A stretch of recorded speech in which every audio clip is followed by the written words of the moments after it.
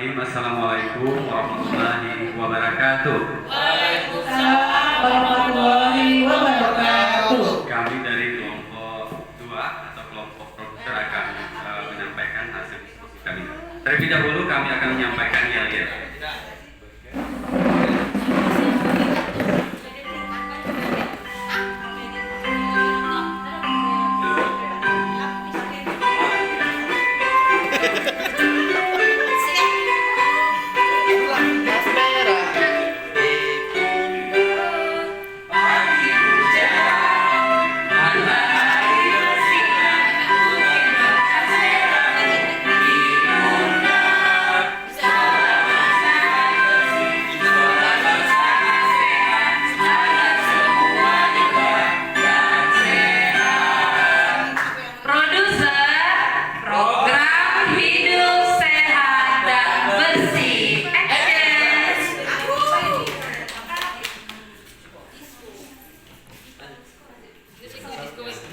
Baiklah, kami akan mempresentasikan tentang program sekolah kami yang berjudul Produser, yang merupakan singkatan dari Program Hidup Sehat dan Bersih. Kemudian, jabarkan rencana. Kami melakukan Produser ini melalui kegiatan melakukan diskusi dengan murid, kemudian komite, guru, kepala sekolah, orang tua, dan unsur masyarakat. Unsur masyarakat ini nanti akan kami gabungkan dengan pihak kesehatan atau puskesmas. Kemudian kami melakukan juga diskusi pemetaan aset, yang mana di setiap sekolah sudah memiliki ruangan kesehatan atau UKS dengan peralatan yang sudah memadai. Kemudian membentuk kepengurusan dan kemudian didukung juga oleh anggaran BOS. Terus menentukan waktu pelaksanaan program. Kita lanjut, saya ke yang atur eksekusi. Yang pertama kita mulai dari peran murid. Di sini kalau di tingkat SD kita ini kan terhubung dari ruangan tadi kita sudah memiliki UKS. Jadi program ini lebih ke dalam UKS-nya. Nah, peran muridnya bagaimana? Kalau di SD ini kita membentuk namanya dokter kecil. Kalau di SMP, SMA ada namanya PMR. Nah, apa saja tugasnya? Yang pertama, memotivasi perilaku hidup bersih dan sehat di setiap kelas. Ini bisa dilakukan dengan melakukan kampanye kesehatan melalui poster. Kemudian dokter kecil ini memonitoring kebersihan kelas. Jadi dia yang meninjau kebersihan di kelasnya. Nanti dibentuk dulu, dipilih dulu dokter kecil ini melalui kepengurusan, dan juga nanti dibantu oleh pihak kesehatan puskesmas untuk melatih mereka menjadi ada bahan dan ada pengetahuan mereka untuk menjadi dokter kecil di sekolah. Kemudian kampanye kesehatan ini dilakukan 1 bulan sekali, datang ke kelas-kelas. Boleh di setiap kelas itu nanti akan membuat kampanye kesehatannya, misalnya tentang, kalau ini di SD, misalnya gosok gigi sebelum tidur, bisa dalam bentuk poster seperti tadi, atau dalam bentuk simulasi menggosok gigi yang benar. Kemudian ada piket harian yang dilakukan oleh dokter kecil. Nah, untuk selanjutnya akan disampaikan oleh Ibu Mary. Assalamualaikum warahmatullahi wabarakatuh. Baiklah, saya akan melanjutkan pemaparan dari kelompok saya tadi, dari pemaparan yang berikut. Yang selanjutnya adalah peran guru. Di sini guru berperan sebagai memberikan motivasi di setiap pembelajaran. Jadi di setiap pembelajaran itu guru selalu memotivasi siswa bagaimana menjaga hidup bersih dan sehat. Selanjutnya adalah mengajak murid melakukan pembiasaan. Jadi guru itu mengajak murid melakukan pembiasaan supaya nanti hidup bersih dan sehat itu tercapai. Seperti contohnya adalah cuci tangan sebelum dan sesudah makan, kemudian menggosok gigi sebelum tidur. Selanjutnya memakan makanan menu sehat 5 sempurna. Untuk selanjutnya mungkin akan dipaparkan oleh teman saya, Bapak Julius.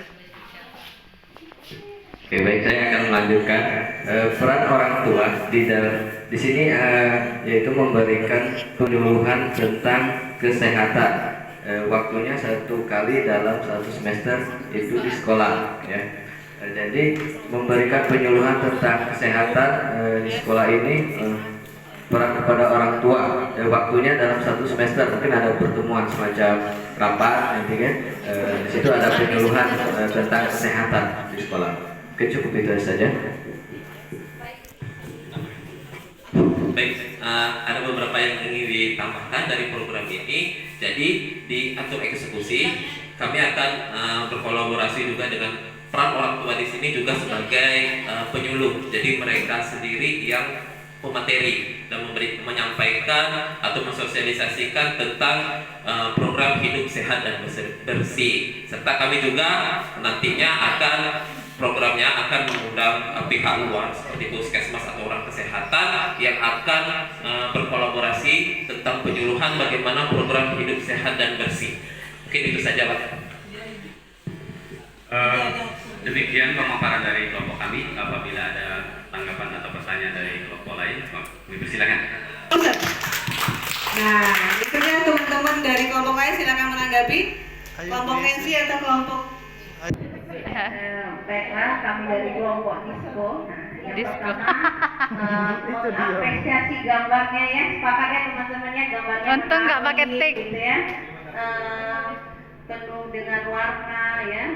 Baiklah, untuk program produser, program hidup sehat dan bersih, ini sepertinya di tingkat SD ya Bu itu ya.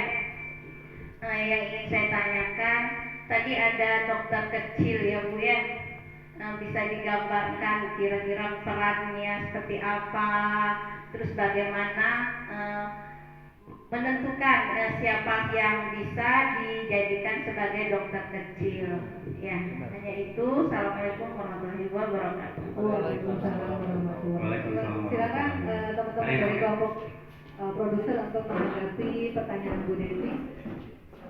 Yang pertama tadi peran dari dokter kecil. Itu dokter kecil itu kalau di sekolah kami bekerja sama dengan puskesmas sendiri membentuk dokter kecil dari sudah lama.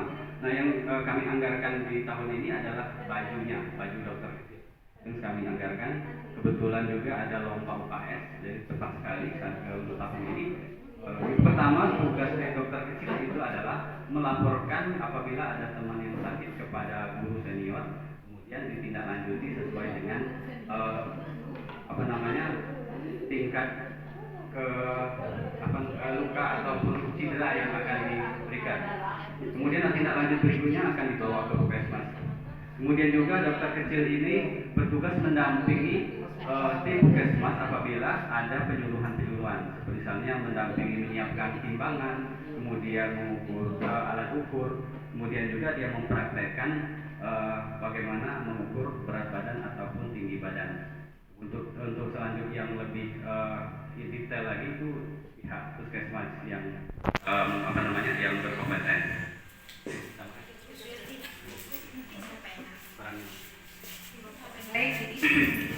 Menanggapi dari pertanyaan kelompok Disco tadi, Bu Deti. Jadi seperti ini. diskotik. Mulai dari yang pertama kita menentukan dokter kecil. Dokter kecil ini kita bentuk, itu bisa kita pilih. Dan kalau ini bercerita di SD. Kalau di SD ini mulai dari kelas 4, 5, dan 6. Nanti perwakilan yang dipilih oleh teman-temannya sendiri untuk mewakili kelas mereka menjadi dokter kecil. Selanjutnya, karena kita sudah membentuk kepengurusan oleh PJ-nya atau gurunya, nanti dari dokter kecil ini akan kita lakukan seperti penyuluhan. Penyuluhannya ini pasti kita akan mengundang pihak puskesmas bersama untuk menambahkan ilmu mereka tentang hidup bersih dan sehat. Karena ini sekolah SD, jadi hidup sehat ini bisa dari pembiasaan seperti memilih makanan yang sehat dan tidak sehat. Kemudian bagaimana cuci tangan yang benar.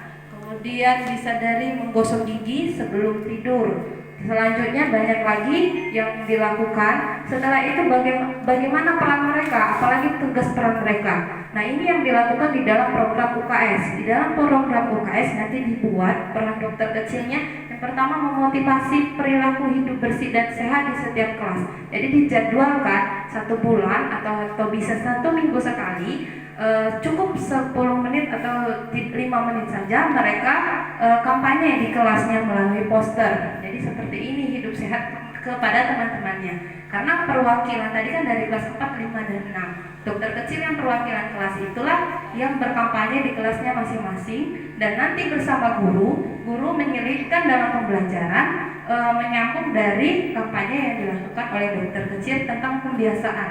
Nah, selanjutnya piket harian. Piket harian ini hanya sebenarnya simple, cukup dibuat di UKS, itu nanti dibuat kelas-kelasnya bagaimana keadaan sekolahnya per hari.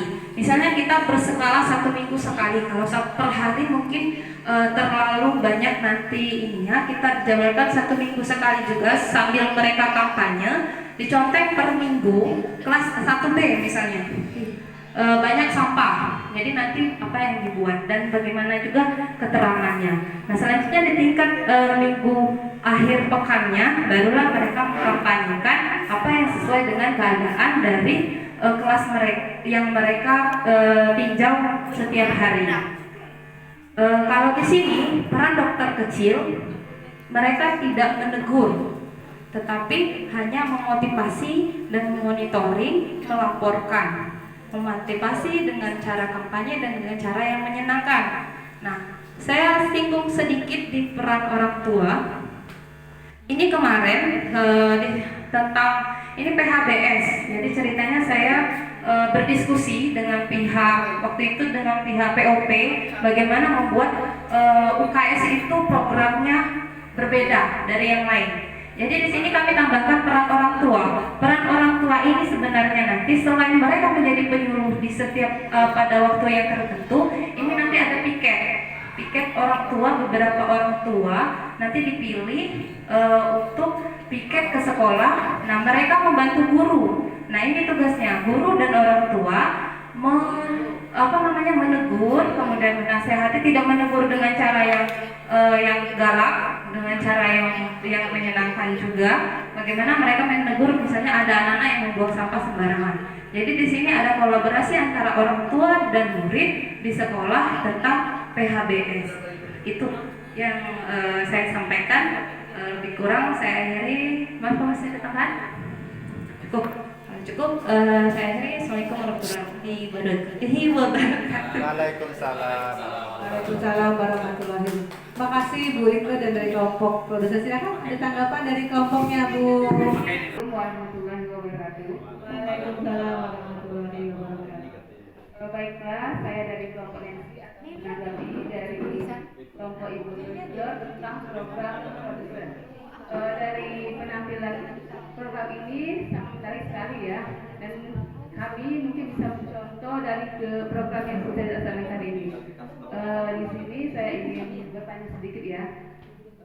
Dari program ini, kira-kira kendala terbesarnya apa dalam menerapkan program ini, dan untuk menguranginya atau bisa agar program ini bisa terlaksana dengan baik di sekolah. Nah, bagaimana Bu? Tantangannya, ayo. Kami persilakan. Gak apa-apa.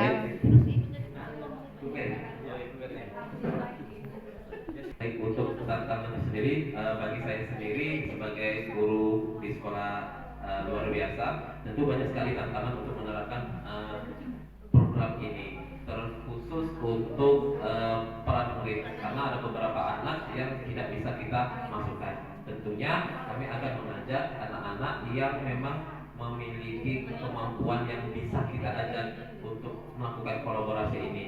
Nah, begitu juga dengan orang tua. Terkhusus kami kan punya orang tua yang berasal dari puskesmas. Kami akan memanfaatkan itu untuk sosialisasi di sekolah kami untuk mensukseskan program kami itu sendiri. Kalau untuk anak itu sendiri, kami akan mengajak siswa yang mungkin dari SMP atau SMA. Terkhusus kalau untuk kami sendiri, mungkin anak untuk berkebutuhan khusus tunarungu bisa kami ajarkan dengan pembelajaran yang visual, yaitu melihat. kalau mendengar tidak bisa. Karena karakteristik dari anak bisu sendiri, ya dia pembelajaran dengan mencontoh, melihat kami praktekkan dengan mencuci tangan, menggosok gigi dan melakukan poster. Bahkan untuk anak kami sendiri yang hobi melukis atau menggambar, kami terapkan untuk membuat, mungkin nanti akan membuat program tentang kebersihan itu, dan akan kita bentuk kepanitiaan lain untuk dilombakan seperti itu, untuk lomba melukis atau lomba menggambar. Mungkin itu saja. Mungkin Ibu Mary bisa menambahkan. Baiklah, saya akan menambahkan sedikit. Itu tadi kalau seandainya terjadi di sekolah PNS, karena masing-masing sekolah itu memiliki kendala sendiri-sendiri. Nah, kalau seandainya program PHBS ini mungkin program yang akan dilakukan untuk sekolah, ya Bu Dike. Nah, program baru yang akan dilakukan untuk sekolah, terutama sasarannya adalah untuk sekolah dasar, untuk sekolah SMP, SMA itu TMR-nya sudah bergerak. Nah, kalau tantangan di sekolah saya, yang pertama itu dari segi mungkin UKS-nya. Ruangan UKS-nya mungkin sekolah kami belum ada, cuman nantinya kami akan memanfaatkan aset yang ada, karena sekarang kita kan melihat kekuatan sekolah masing-masing itu apa. Nah, yang akan kami lakukan nantinya adalah yang pertama menyediakan ruangannya. Jadi ruangannya, apakah nanti ruangan kelas itu karena murid kami itu sedikit, jadi ruangannya itu tidak terlalu banyak terpakai, bisa nanti kami lakukan penyekatan untuk membuat ruang UKS, sehingga nanti ruangannya bisa maksudnya bisa dibentuk dan peralatan-peralatannya juga akan diletakkan di sana. Nah, itu tantangan dari sekolah saya. Kemudian mungkin dalam pemilihan daftar kecilnya. Nah, karena kami itu di dusun, jadi pengetahuan tentang hidup bersih dan sehatnya masih kurang.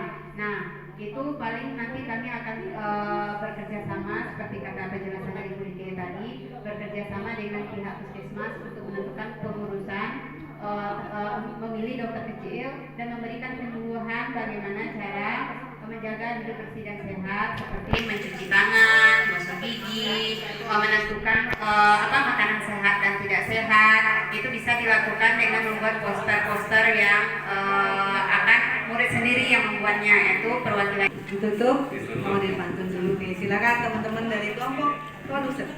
Oke, silakan. Jalan-jalan ke Kalimantan. Satu singgah ke Semarang. Kelompok produser yang paling keren, biar keren, hidup bersehat dan bersih dong. Kelompok produser.